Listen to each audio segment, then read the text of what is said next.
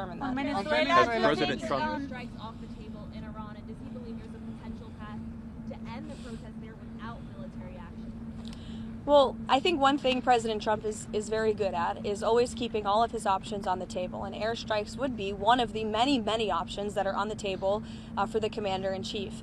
Diplomacy is always the first option for the president. He's told all of you last night that what you're hearing publicly from the Iranian regime is quite differently from the messages the administration is receiving privately, and I think the president has an interest in exploring those messages. However, with that said, the president has shown he's unafraid to use military options if and when he deems necessary, and nobody knows that better than Iran. Has President Go ahead, Trump Jim. Steve Witkoff talking to the Iranians at the moment? I understand that Steve Witkoff will continue to be a very important player in diplomacy with respect to Iran. I think the last week has shown that the president made the right, realistic assessment of what needed to take place in Venezuela at this moment in time. And the interim authorities and Delcy Rodriguez and her team have been very cooperative with the United States and the president and his team, as evidenced by the massive energy deal that the president was able to cut with the interim authorities, their commitment to release Venezuelan political prisoners, which we also saw last week. So we've seen a great level of cooperation, and the president expects that to continue. Go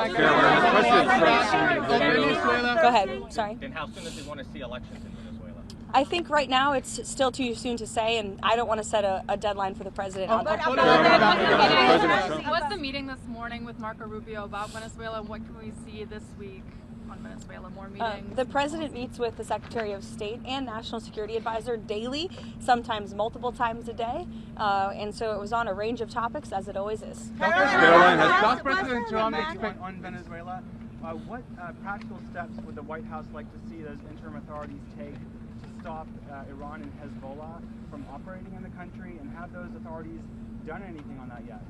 I think right now the main correspondence with the interim authorities is really focused on obviously ensuring stability and prosperity and continued cooperation with respect to energy. As you all know, there was a very powerful and big group of oil executives who were here at the White House on Friday, and so continuing to iron out some of these energy deals. We also have made it very clear, the president's made it very clear, that we don't want to see any more jug boats sailing from Venezuela towards the United States of America, which we have not, frankly, in the last week. President's also made it very clear that only oil tankers that are approved by the United States of America will be flowing from Venezuela, and we will continue to seize ships that are stateless or that are not approved for commerce by the United States. Kevin. Back to Iran, is the objective in these discussions with Iran still complete denuclearization, or what else is the president looking for as he, engages in these discussions? Well, he's made it quite clear he certainly doesn't want to see people being killed in the streets of Tehran, and unfortunately that's something we're seeing right now. Kelly. Caroline, Archbishop Copeland is here today. I'll get to you, don't worry. Kelly.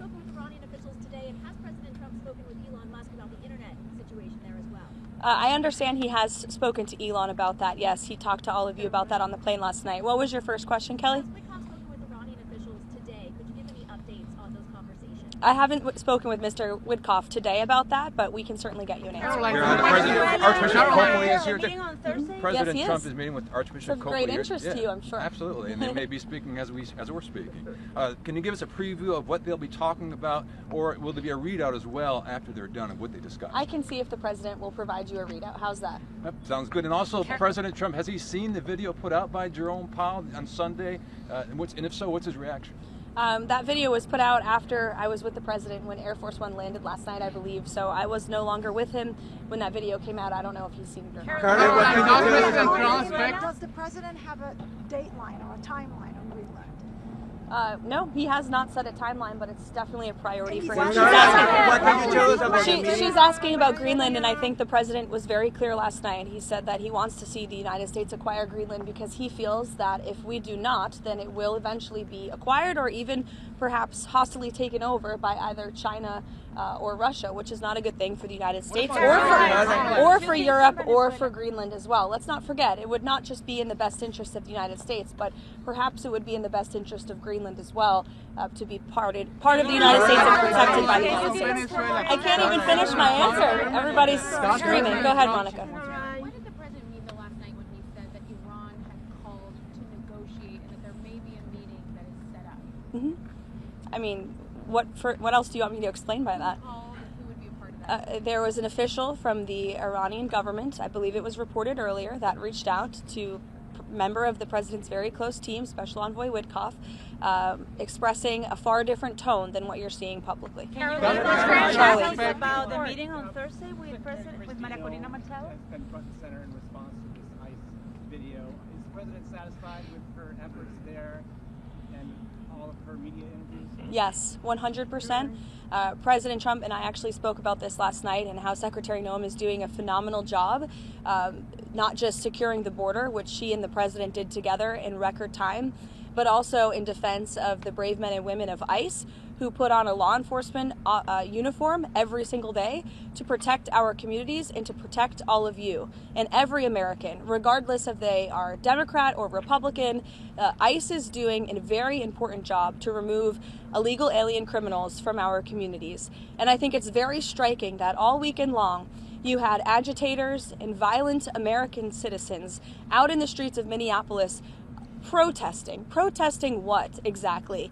Apparently they are protesting the removal of heinous murderers and rapists and criminals from a city that I can guarantee you, when you look at the list of the illegal criminals that ICE is removing from our communities every day, not a single person in those protests and not a single person standing here that works in the mainstream media in Washington, D.C. would want those individuals in your neighborhood, in your community, around your children, and around your families. Wow. ICE is doing an incredibly important job that's not just important to our homeland security, but our national security. And this administration will continue to stand wholeheartedly by the brave men and women of ICE, including that officer in Minneapolis who was absolutely justified in using self-defense against a lunatic who was part of a group, an organized group, to interject and to impede on law enforcement operations. And it's disgusting what we have seen from the left.